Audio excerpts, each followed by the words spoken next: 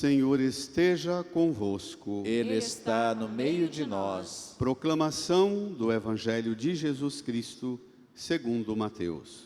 Glória a vós, Senhor.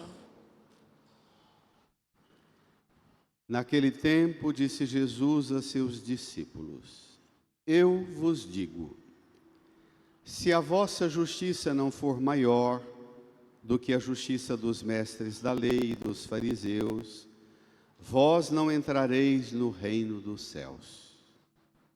Vós ouvistes o que foi dito aos antigos: não matarás.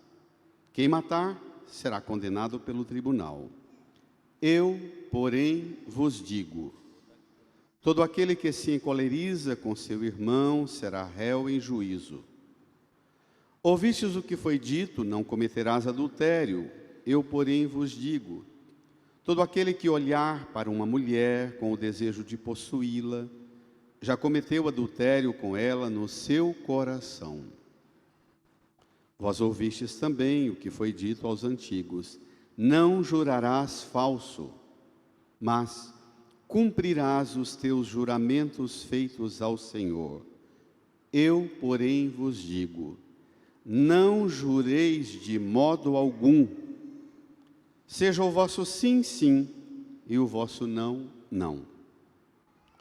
Tudo que for além disso vem do maligno. Palavra da salvação. Glória a vós, Senhor. Aleluia, aleluia, aleluia, aleluia,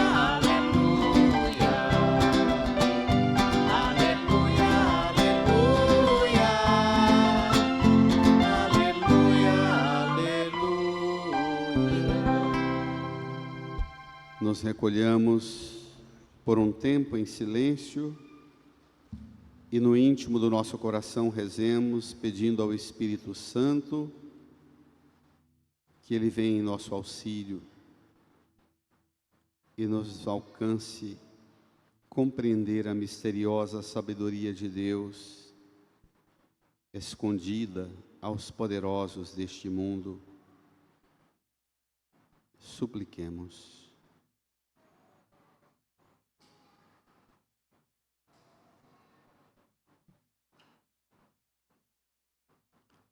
Amém.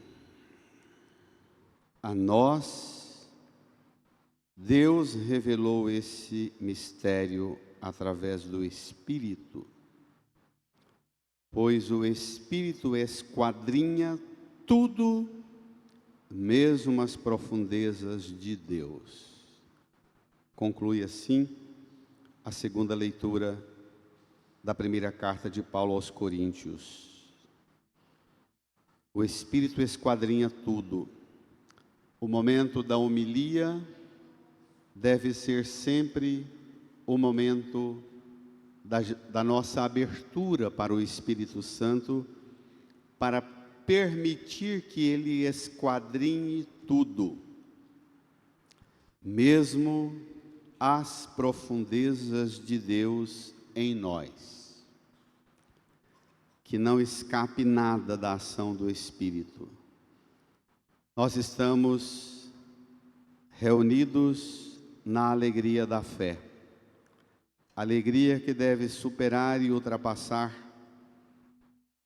tudo aquilo que o mundo oferece como alternativa de alegria e que por vezes nós até ficamos condenando, como o carnaval. A questão mais importante é, não indo para o carnaval, você fica tomado de alegria. E que alegria é a sua? Simplesmente dizer eu não fui? Simplesmente se arrogar na conclusão de dizer eu não peco como eles? Isso é pouco. Vamos ao Evangelho. No seu folheto número 11, nós continuamos com Jesus, terceiro domingo já, ainda no capítulo 5 de Mateus. no longo Sermão da Montanha, que são 3 capítulos, 5, 6 e 7. Eu continuo minha recomendação e, particularmente essa semana, valeria a pena você ocupar-se demoradamente com o capítulo 5. Você vê aí na legenda da leitura do Evangelho, depois da saudação, está lá Mateus capítulo 5, e é todo picado esse trecho que a gente tem. Versículo 20 a 22a, 27 a 28, salta para o 33 a 34a, 37. Você não tem aí na sua mão o que a gente chama de a fórmula longa do Evangelho, a alternativa longa. Porque é para dar uma sequência bem lógica, porque a gente precisaria, se ficasse o texto todo, corre o risco fatalmente de muita dispersão, porque Jesus vai dando as sentenças e explicando-as. Eu farei um esforço na homilia de ajudar a você a acessar aquilo que não está aí no seu texto, para ampliar sua compreensão do texto. Estamos no Sermão da Montanha. Jesus subiu ao monte, viu a multidão, subiu ao monte, sentou-se e começou a ensinar. Vê, sobe, senta e ensina. 4 verbos que dirigem a nossa meditação ao longo desses domingos. Vê a multidão, sobe ao monte, senta-se e ensina. Começou com as bem-aventuranças. Depois, domingo passado, começou a destrinchar as bem-aventuranças como faz hoje. Disse-nos: vós sois o sal da terra, a luz do mundo, e hoje ele continua as sentenças. Os irmãos, alguns provavelmente guardam no coração o que nós dissemos, recordando a interpretação de Bento XVI do Sermão da Montanha. Ele diz que o Sermão da Montanha é um paralelo explícito aos 10 mandamentos. Jesus sobe a montanha, senta e ensina. Diferente de Moisés, que sobe ao monte, prostra-se, recebe os 10 mandamentos e desce com os 10 mandamentos. Jesus sobe, senta e ensina. O Sermão da Montanha, particularmente as bem-aventuranças, são uma revisão, não da lei, mas da forma de interpretar a lei. Cuidado para não cometer um equívoco que eu fatalmente posso cometê-lo, de pensar que Jesus está mudando a lei, corrigindo a lei ou alterando a lei. O que Jesus está fazendo é dando-nos uma oportunidade de aperfeiçoar nossa compreensão. E Ele hoje inicia o seu ensino chamando a nossa atenção para aqueles que se fazem os únicos autorizados para interpretar a lei. Vamos lá? Naquele tempo disse Jesus a seus discípulos, versículo 20: eu vos digo, se a vossa justiça não for maior que a justiça dos mestres da lei e dos fariseus, vós não entrareis no reino dos céus. Justiça. Se a vossa justiça não for maior. E aí ele apresenta maior do que quem? Maior do que a justiça dos que se consideravam os únicos intérpretes autorizados da lei no tempo dele, mestres da lei e os fariseus do seu tempo. E a gente já começa precisando descer um pouco. Hoje, com o acesso que nós temos à informação, e principalmente com o acesso que nós temos a informação que ajuda a gente o tempo inteiro a emitir uma opinião, ainda que a gente não progrida na formação e na compreensão das coisas. Opinião, ela é sempre breve, passageira, sempre descartável. E a metodologia das redes sociais e da tecnologia de informação de hoje, ela está estruturada para ajudar a gente a toda hora emitir uma opinião, embora não tenha uma formação sólida. A gente precisa de todo momento que os nossos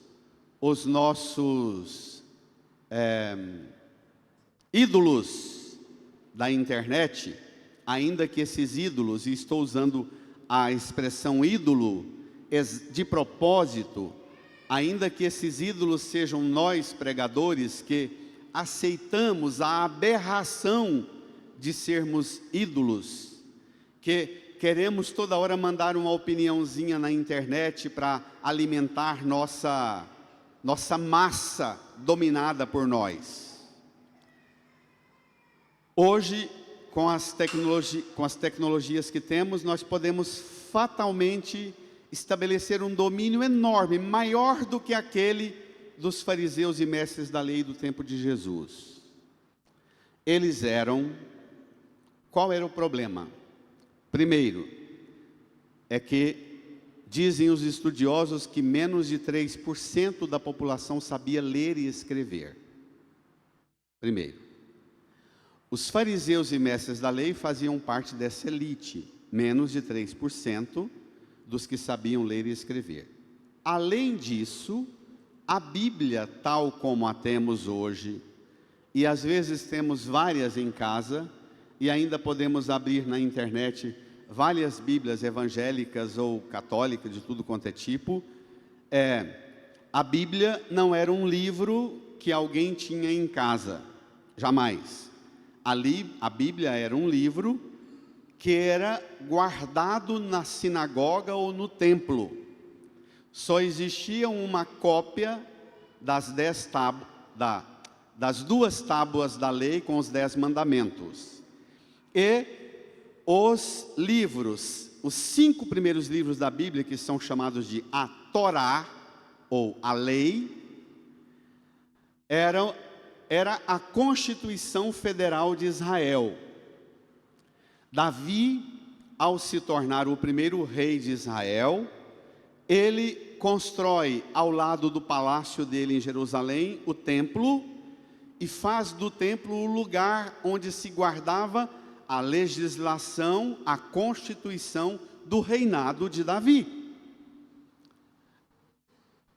Tinha a Arca da Aliança com as 2 tábuas, os 10 mandamentos, e os 5 primeiros livros da Bíblia, considerados o livro da lei, mais os escritos proféticos, ou, em sentido geral, a lei e os escritos, que compõem todos os livros que fazem parte do Antigo Testamento. Então, depois do ano 587 antes de Cristo, o templo de Jerusalém foi destruído e as tábuas da lei foram roubadas e levadas para a Babilônia. E os escritos todos foram roubados. A partir disto, os judeus, nos escombros do templo destruído e nas escolas rabínicas, que eram as escolas onde os meninos aprendiam a ler, a escrever, e eles eram instruídos na arte da escrita, que era fazer cópias do Antigo Testamento. São chamados de escribas, porque sabiam tirar ou novas cópias para os livros danificados. Quando os judeus veem os livros sagrados serem roubados e levados 587 para a Babilônia, eles criam uma esperteza. Eles dizem: nós precisamos agora garantir ter mais cópias e muitas cópias, porque se um outro país entrar em nossa terra e roubar, nós precisamos ter cópias dos livros antigos, dos livros da Torá, a lei, e dos escritos dos profetas. E aí criam a sinagoga, que era uma espécie de igreja ou de capela espalhada pelo país ou no estrangeiro onde tinham comunidades judaicas, onde eles, naquela capela, guardavam as tábuas, as tabuinhas ou os rolos dos escritos do Antigo Testamento. Eu vivo repetindo isso todas as vezes que a gente se refere aos fariseus e mestres da lei. A gente precisa retornar a isso, porque para o pensamento de hoje é muito difícil compreender isto. Nós precisamos ir ao que era no tempo de Jesus, para ter a perspicácia de entender o que é no tempo de nós hoje. O que seria ou quem seriam os que nós reconhecemos e os que se apresentam como fariseus e mestres da lei hoje. Então, na sinagoga, até hoje, se você visitar uma sinagoga hebraica, o templo deles, da reunião semanal que acontece todo sábado de manhã, na sinagoga tem aquilo que nós consideramos a parte mais sagrada do templo, que geralmente nas igrejas antigas não tinha a capela do Santíssimo separada. O Santíssimo Sacrário ficava aqui, com aquele altar todo cheio daqueles recursos belíssimos da arte religiosa. Então, naquela parte do sacrário, na sinagoga judaica, são armários gigantescos, do tamanho dessa frente aqui toda, armários enormes, com muito belamente esculpidos de madeira, com portas que abrem as seções dos livros de cada estilo de livro do Antigo Testamento. Estou contando esse dado objetivo.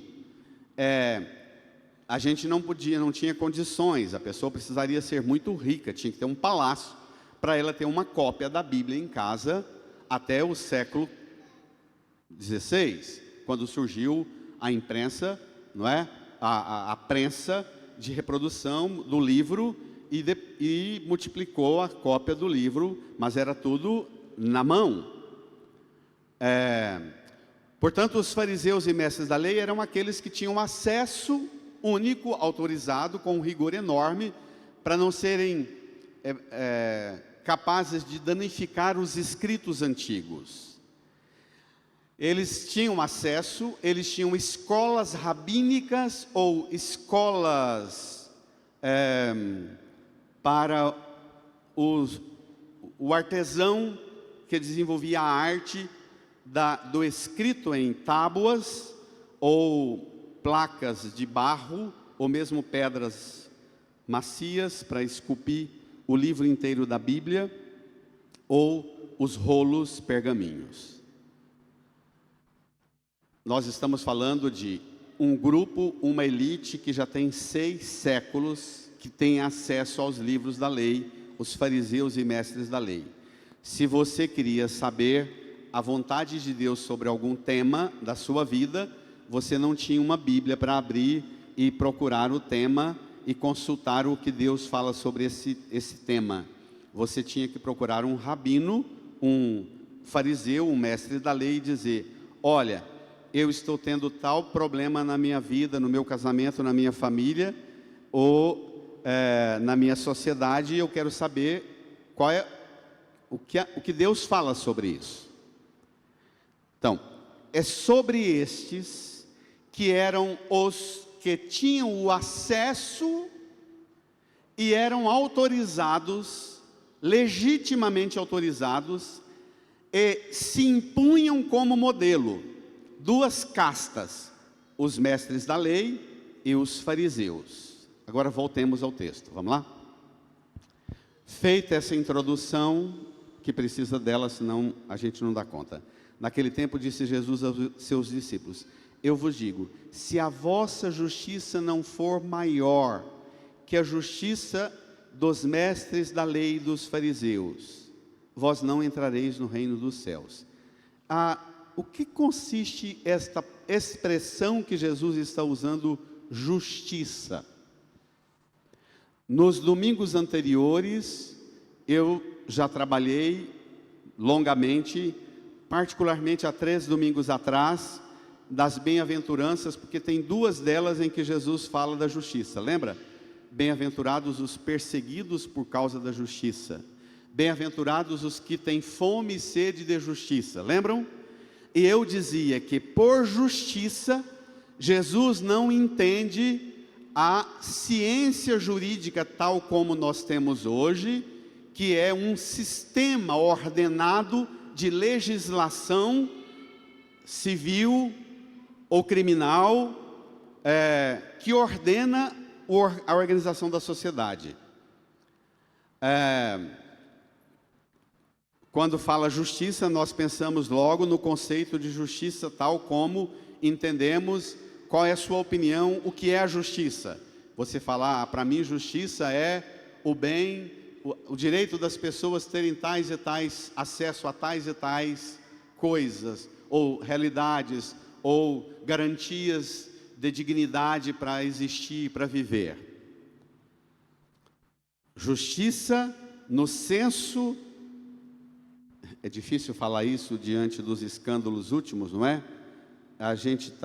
Eu espero que vocês estejam como eu, porque nós estamos com 2 domínios de conceitos de justiça perigosíssimos rolando nas redes sociais, que é os grandes homens do império da justiça, da dominação econômica, política, cultural, social, militar do planeta.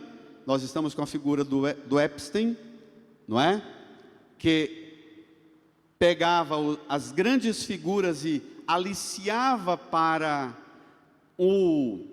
dizendo, você é rico, você é poderoso, você é o homem ou a mulher mais poderoso do mundo, mas você ainda não tem acesso à coisa mais prazerosa que é. E aí mexia com a dimensão da vaidade da pessoa poderosa, mas que você não satisfaz seus desejos. Qual é o seu desejo? Qual é a sua fantasia? E ele providenciava, ainda que para isso ele tinha que comercializar meninas, mulheres do planeta para satisfazer desejos. Aquele grande pensador indiano que caiu nessa armadilha, a minha geração inteira foi leitor do Frei J. Capra. Não sei se vocês, espero que conheçam. Depois nós temos um outro problema, quando a gente fala de justiça, a gente pensa nesse engodo e nessa gosma que virou o Brasil, com a situação vergonhosa e horrorosa do nosso país, que é um sistema judiciário todo comprometido e contaminado por um delírio, inclusive religioso.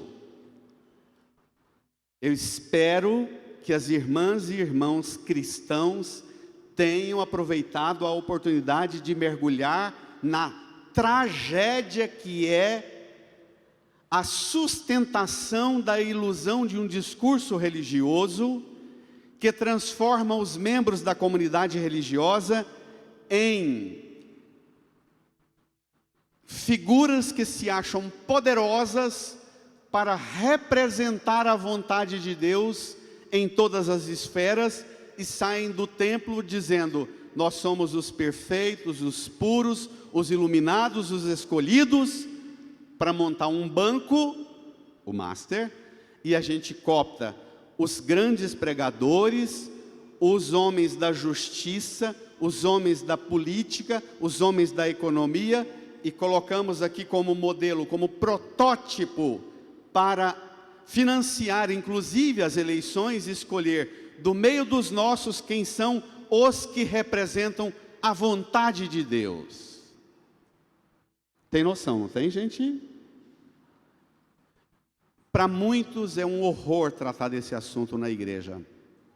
Mas nós estamos diante do exemplo mais poderoso do que Jesus diz hoje. Se a vossa justiça não for maior que. Se ele tivesse aqui, daria 2 pontos e ele colocaria quem no lugar de fariseus e mestres da lei? Se você não der conta de aplicar o Evangelho com a capacidade de ler os acontecimentos do mundo e da sociedade, você nunca vai dar conta de entender Bíblia. Se você não vai lá e não dá conta de puxar para cá a aplicação, você nunca vai entender. Porque para entender a Bíblia, você tem que dar conta de aplicá-la no agora da sua vida, não só. Daqui a pouco a gente vai descer. Olhe para a cruz. Vamos ao conceito de justiça. Por justiça, Jesus entende o que nós rezamos no Pai Nosso. Quando rezardes, dizei: Pai, santificado seja o vosso nome, venha a nós o vosso reino, seja feita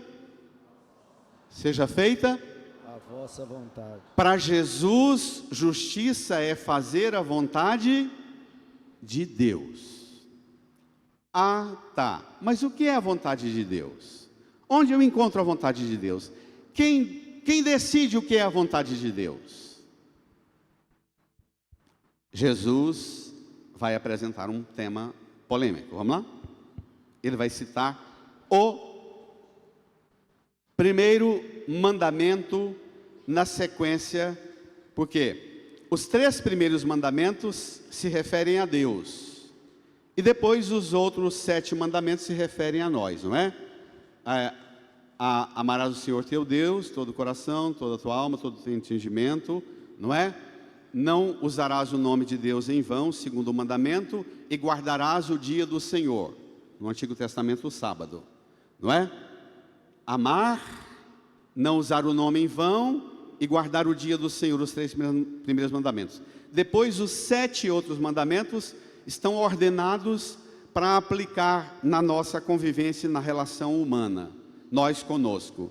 E na sequência, Jesus entra no mandamento que nós consideramos o mais sagrado. Se a vossa justiça não for maior que a justiça dos mestres da lei e dos fariseus, vós não entrareis no reino dos céus. Imagine fazer parte ou representar o reino dos céus. E aí desce Jesus agora, vamos lá? Versículo 21. Vós ouvistes o que foi dito aos antigos. Quem são os antigos? O que Jesus entende por antigos aqui? As gerações passadas. Não só, mas a toda a tradição religiosa que nós herdamos. Vós ouvistes o que foi dito aos antigos.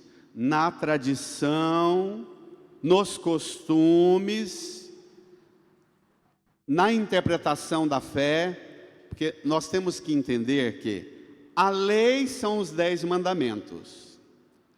Os 5 primeiros livros da Bíblia são aplicação dos 10 mandamentos. E o resto do Antigo Testamento é reflexão sobre os 10 mandamentos e a aplicação dos 10 mandamentos. Então, vós ouvistes o que foi dito aos antigos. Tudo que vocês receberam dos seus avós, pais, mães, da igreja, dos costumes, das tradições, da cultura, da religião, tudo.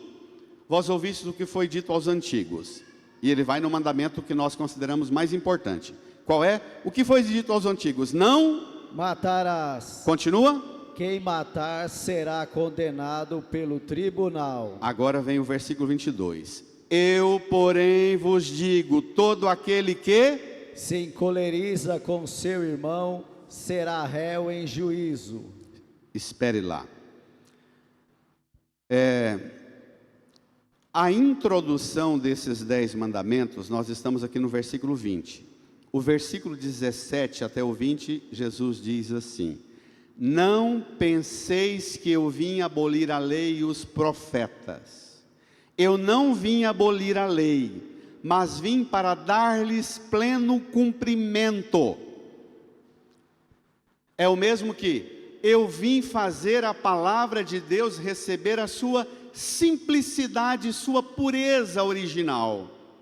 Eu vim fazer com que a lei de Deus e os profetas sejam preenchidos e recheados com uma compreensão nova, porque até agora a compreensão, a interpretação que fizeram da lei e dos profetas foi uma interpretação limitada, fraca. Foi uma interpretação carregada de ideologias, para servir sistemas humanos. Então, até hoje vocês escutaram o primeiro mandamento que se refere à vida da comunidade: não matarás. Eu, porém, vos digo, não matar é pouco. Vou apresentar o terceiro elemento para continuar nossa reflexão. Nós temos o primeiro, o caso Epstein. Vale a pena estudar e ler, gente, mas não leia os videozinhos estúpidos e mastigados da sua bolha digital, não. Vá ler bons estudiosos e pesquisadores de comportamento humano. Segundo, o Banco Master, que vale a pena as consequências disso, mas daqui para frente incluam na meditação da palavra aquela tragédia lá de Itumbiara. Vale a pena. Vale a pena. Por quê? Vós ouvistes o que foi dito aos antigos: não matarás. Quem matar será condenado pelo tribunal. Porém vos digo, todo aquele que se encoleriza, todo aquele que se enche de raiva, de cólera com seu irmão, no texto mais detalhado, Jesus vai dizer: todo aquele que chamar seu irmão de patife, todo aquele que chamar seu irmão de tolo, será queimado no fogo do inferno. Nós somos uma sociedade eminentemente dominada pela polarização ideológica que se serve da raiva. Toda polarização em todos os tempos da história, toda polarização política, ela necessita da raiva. Um polo, outro polo, briga contra o outro, instigando as pessoas a dizer: nós somos o bem, eles são o mal. O Dilo fala a mesma coisa: nós somos o bem, lá é o mal. Nós só vamos ser o bem e vamos dominar quando a gente eliminá-los. Os de cá dizem a mesma coisa: nós só vamos fazer o bem reinar quando a gente eliminar o outro, não é? Isso é polarização. Isso é linguagem de quem perde a capacidade reflexiva e simplifica o raciocínio em dois polos somente de interpretação. E a vida é muito mais do que dois polos. A vida, Deus, a criação é um cosmo, ou os cosmos de visões e de percepções, de muitas formas de compreender. Dá mais trabalho. Seria muito mais fácil se a gente ficasse só de cá brigando com o de lá, mas isso é muito pouco. Se você pegar o capítulo 5 de Mateus, lá no versículo 43, Jesus diz assim: vós ouvistes o que foi dito aos antigos: amarás o teu próximo e odiarás o teu inimigo. Eu, porém, vos digo: amai os vossos inimigos e rezai por aqueles que vos perseguem, a fim de serdes verdadeiramente filhos do vosso Pai que está no céu. Então, esta cultura religiosa da polarização, ela é impossível de representar Jesus. A linguagem da raiva e do ódio, da cólera, é impossível um que instiga você a ter ódio do outro e a desejar eliminar o outro, senão amar e rezar por ele. Não para que ele pense como você, mas para que ele tenha as bênçãos de Deus, mesmo pensando e sendo o que ele é, o que ela é. Entendeu? Porque se você vier para a igreja, amar os seus inimigos, rezar por aqueles que te perseguem, pedindo a Deus a graça de que eles todos fiquem igual a você, não é amar inimigo, e não é rezar por eles. Amar e rezar por eles é dizer assim: Senhor, eu reconheço e acolho a graça de ser criado com amor pelo Senhor. Eu sou filho do amor do Senhor. E eu professo que esse meu irmão, esse outro que pensa completamente diferente de mim, que age absurdamente diferente de mim, mesmo assim, e eu não dando conta de entender nada e de sentir tanta fúria, tanta gastura com o que ele é e faz, eu confesso, ele também é filho de Deus e ela também é filha de Deus. Jesus diz assim lá no capítulo 5, no versículo 45, ele diz assim, continuando, ele diz assim: amai os vossos inimigos e rezai por aqueles que vos perseguem, a fim de serdes verdadeiramente filhos do vosso Pai que está nos céus. Pois Ele, o Pai que está nos céus, faz nascer o sol sobre maus e bons e faz cair a chuva sobre justos e injustos. Desculpe eu falar isso, eu que não tenho filho nenhum biológico, desculpe falar isso, mas nós temos dificuldade de entender o Pai que ama maus e faz o sol nascer, faz a chuva cair sobre maus e bons, justos e injustos. Quem tem 5, 6 filhos, 10 filhos, sabe do que o Evangelho está falando. Hoje, na maioria das vezes, as novas gerações têm 1, no máximo 2 filhos, e às vezes não damos conta de entender esse Evangelho. Mas quem tem muitos filhos sabe o que é o desafio de amar com o mesmo amor, e às vezes até rezar mais por aquele filho, aquela filha que pensa diferente, que dá trabalho, que tem um caminho completamente diferente de tudo, não é? Não é? É disso que Jesus está falando. Amar os inimigos e rezar por aqueles que perseguem é muito mais do que não matar. Quantos, e aqui eu entro num tema bem complicado, gente. Eu acho tão pobre quando uma pessoa vai para o confessionário, em nome do Pai, do Filho e do Espírito Santo, eu peço perdão a Deus, porque eu pequei, e apresenta os pecados. Muitos têm um vício horroroso, de na confissão dizendo assim: eu não matei, eu não roubei, eu não traí minha esposa, eu não traí meu marido, mas eu desejei mal, eu pensei mal, Bento XVI diz que depois que Jesus proclamou as bem-aventuranças e o sermão da montanha, é pouco para nós ter os 10 mandamentos como regra. Sabe por quê? Porque a lei, ela é o mínimo, não matar. Você diz orgulhosamente, orgulhoso, eu nunca matei ninguém. Mas se Jesus entrar e abrir o seu coração, o que encontrará lá dentro dele? Essa é a questão. Que tipo de sentimento você cultiva e alimenta em você? Próximo mandamento vai ficar mais claro isso, porque é importante. Olhe lá, versículo 27. Ouvistes o que foi dito? Leiam.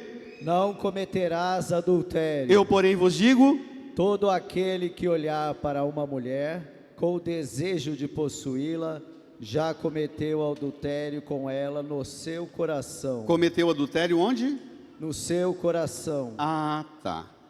Então, adultério não é ir com outra pessoa sendo casada. Adultério é o que eu cultivo no meu coração. No campo do ódio, eu falei do tema da polarização ideológica e política. No campo relacional, aqui homem e mulher, esposa e esposo, no campo dos desejos. Eu nunca traí meu marido, nunca traí minha esposa. Jesus diz assim, é pouco. Se Jesus disse isso há 2000 anos atrás, o que ele não diria numa sociedade erotizada e pornográfica como a nossa, que tudo tem que ter apelação de erotização, não tem? Propaganda de refrigerante, de pipoca, propaganda de carro, propaganda de, não é? Tudo tem que ter, até na religião o apelo erótico entrou. Olhe como muitos de nós padres nos vestimos, os pastores nos vestimos, o que nós investimos na futilidade de um penteado de cabelo, numa sobrancelha, para parecermos mais atraentes do que verdadeiramente somos. Que tragédia de erotização e de pornografia religiosa nós transformamos nossa imagem de pregadores. Isso existe?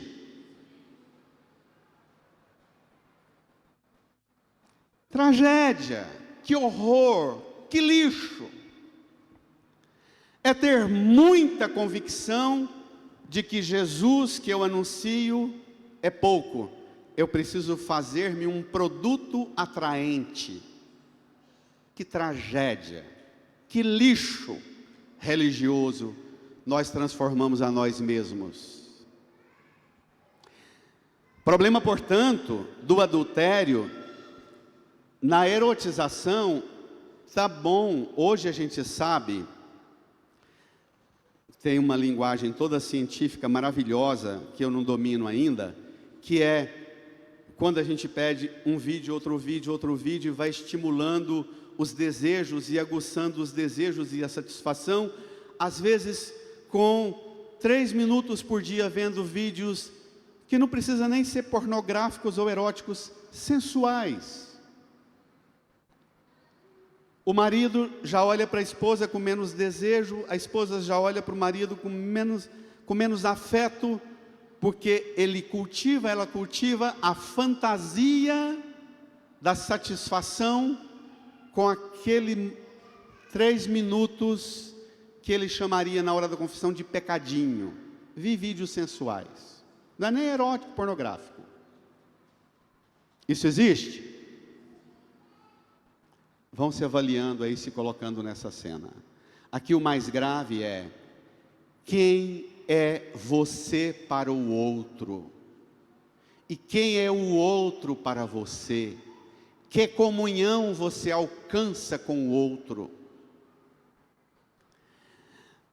A coisa mais sagrada, mais extraordinariamente bela num casamento sadio é que às vezes vai passando o tempo, a comunhão do esposo com a esposa vai tornando-se uma coisa tão elevada, tão elevada, tão elevada, que lá na frente o elemento da sensualização nem aparece muito, mas alcança uma comunhão tão grandiosa, que os dois vivem uma comunhão, que entra também o elemento da sexualidade, mas não é mais isso que regula. Alcançou, elevou. Isso existe?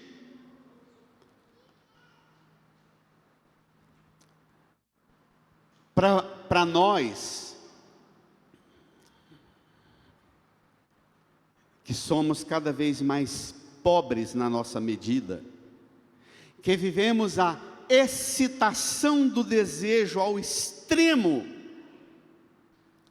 você pode dizer assim: Não, eu nunca cometi adultério contra meu esposo, contra minha esposa, nem desejo outros, mas se tornou uma criatura dentro de casa absolutamente indiferente para os outros. Isso existe?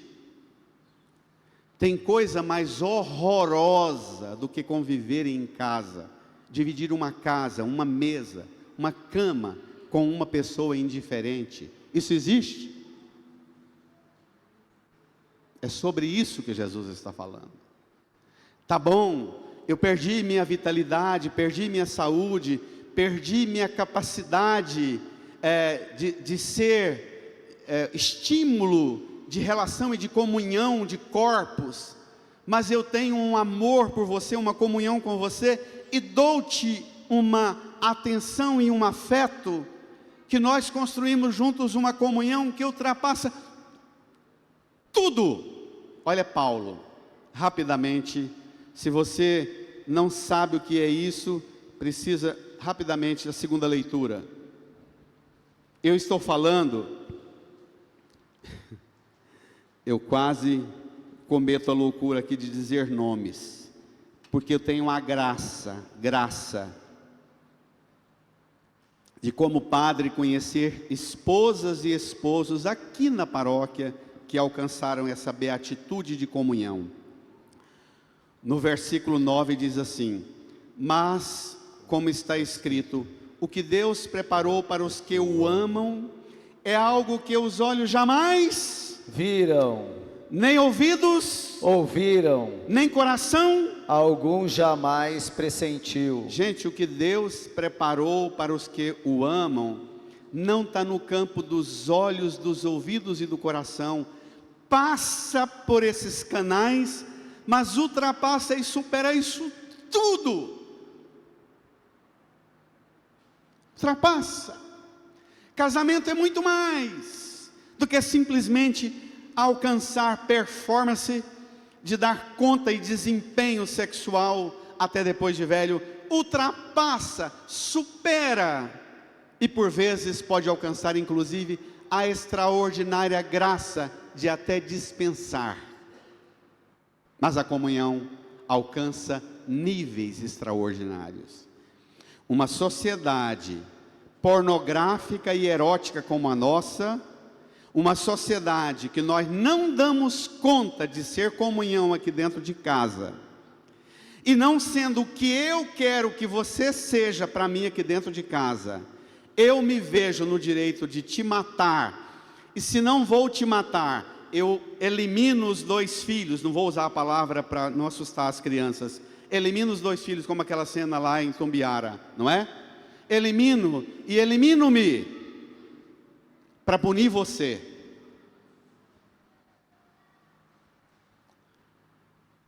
É a forma mais atroz do machismo consolidar e dominar. Eu tenho a capacidade de eliminar, eu tenho a raiva, eu tenho a cólera. Eu tiro de você o direito de você, deixo-te vegetar. O que vai ser aquela mãe o resto da vida? Aquela família? Não é? O que vai ser aquilo para o resto da vida? Então, minha gente, Jesus está falando, eu estou quase chorando aqui. Jesus está dizendo para mim e para você que não matar, não cometer adultério, é pouco para nós. A lei é o regime do mínimo. E nós, eu vou até descer para falar, nós não vivemos o regime do mínimo, nós vivemos o regime do máximo, do ápice. Nós vivemos o regime da graça. É por isso que Paulo vai dizer que a letra mata, a lei mata, o Espírito é que dá vida.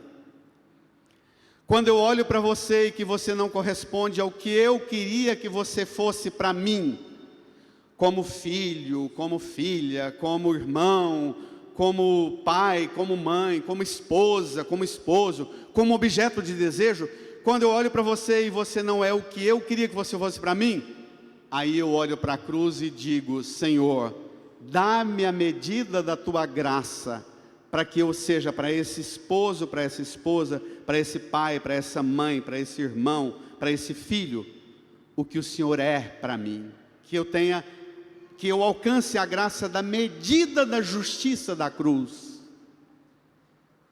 Para os condenados ao inferno, ele desce, abraça, morre na cruz, derrama o sangue, apaga os pecados e oferta para o Pai, purificados, regenerados no amor. Uma salva de palmas para ele, minha gente.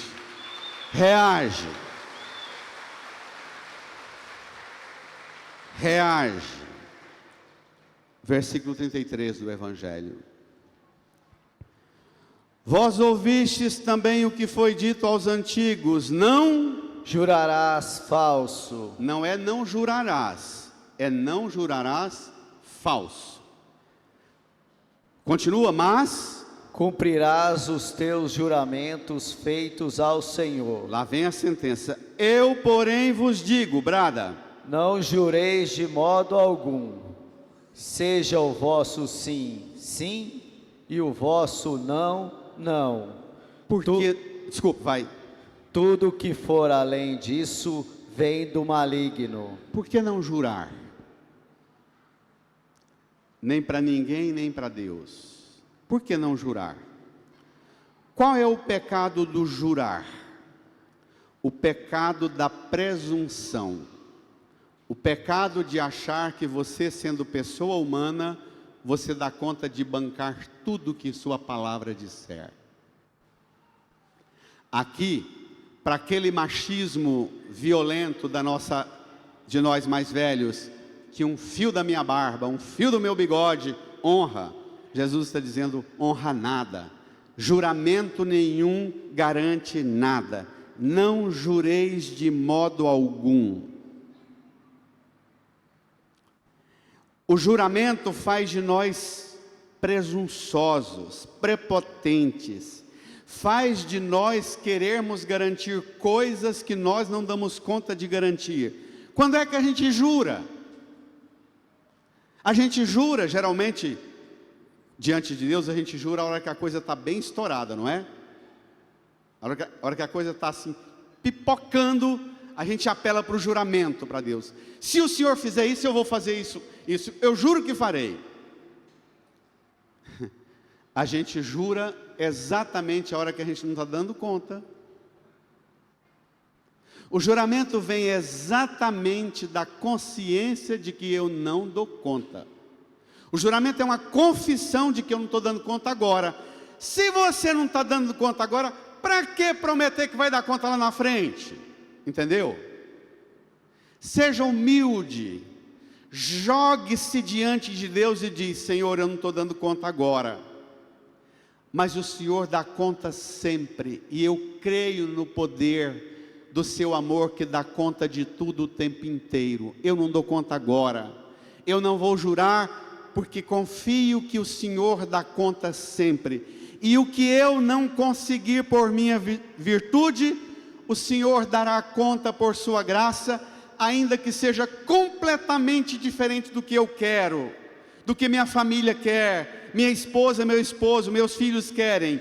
E eu creio que as coisas ficando como o Senhor quer, tudo será superado e a graça do Senhor vai transbordar. Amém, igreja? Reage, igreja.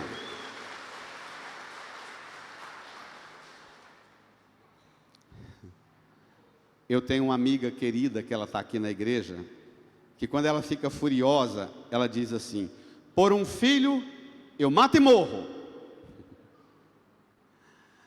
Eu já disse para ela muitas vezes: bobagem, nem matar, nem morrer vai resolver, mas entregar nas mãos de Deus e dizer: só Deus pode.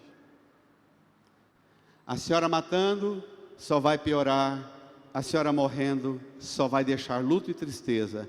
A senhora entregando nas mãos de Deus, que fique completamente do que a senhora quer, mas vai ser o melhor para todo mundo. Amém? Amém, minha amiga? Ela está ali. O pecado da presunção, da falta de humildade, de olhar para si e dizer, mesmo que eu dou conta de bancar lá na frente, eu vou confiar nas mãos de Deus, que o que eu bancar lá na frente vai ser bem menos do que aquilo que Deus vai providenciar. Isso é fé. Entendeu, igreja? Entendeu? Entendeu? Amém. Agora é aquela hora sua com Deus. É a hora de você olhar para as tragédias deste mundo, para a violência do mundo, a violência moral, a violência física, a violência ética na política que nós citamos, que está dominando o mundo, o Brasil, nossos corações. Agora é a hora de você olhar para o seu coração e dizer para Jesus, Senhor, visita o meu coração e tire dele tudo que faz meu coração ser um depósito de cólera, de desejos maus, de sentimentos ruins, que estraga e adoece a mim, que estraga a minha vida e a minha comunhão com as pessoas, especialmente vocês, esposas e esposos, que estraga a comunhão com o meu esposo, com a minha esposa. Fale com Jesus, incline a sua cabeça e entregue-se nas mãos dele, e renove sua aliança com ele, sua aliança de íntima comunhão com ele.